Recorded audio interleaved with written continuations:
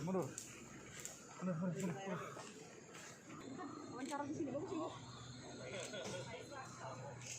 Jangan banyak, gampang.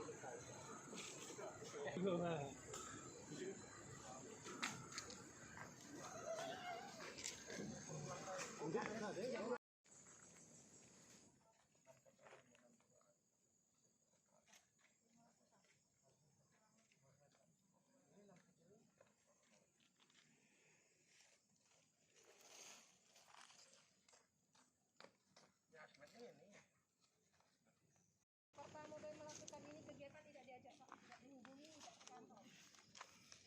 Ya telepon, baik ke kantor tak ada. Siapa kontraktor? Katanya Pak Farhan. Siapa? Pak Farhan. Farhan itu ya lokal ya? Sampai ke sana Pak. Lagi.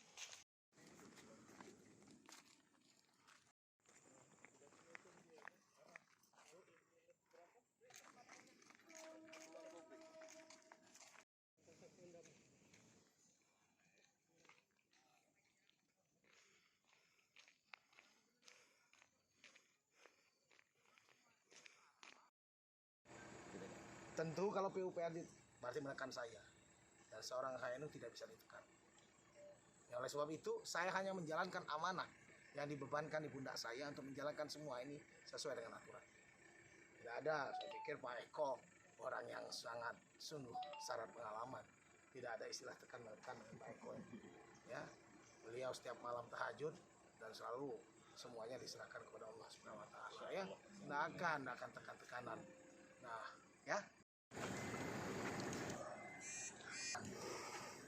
Beberapa hal yang menurut hemat saya dan saya didampingi oleh Kepala Dinas PUPR termasuk PPK-nya bahwa pekerjaan ini berdasarkan spek teknis itu belum memenuhi kaidah spek teknis yang memang diatur di dalam perjanjian dengan pihak PUPR.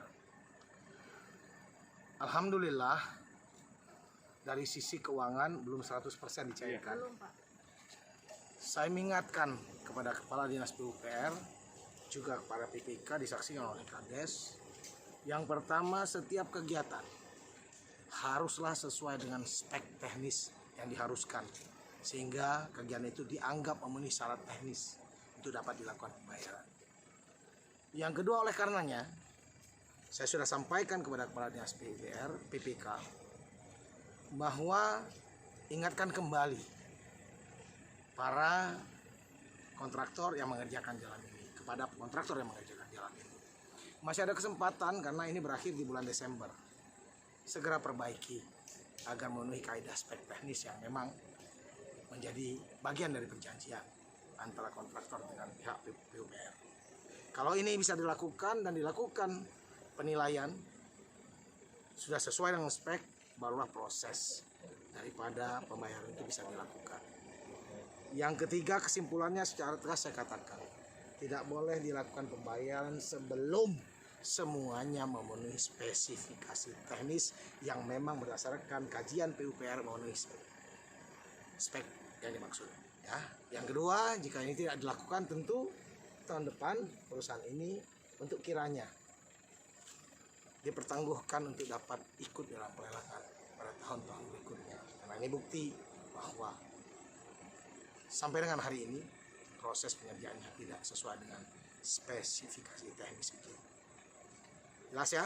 Oke. Ada lagi? Jika Kepala Dinas BPK mendapat tekanan.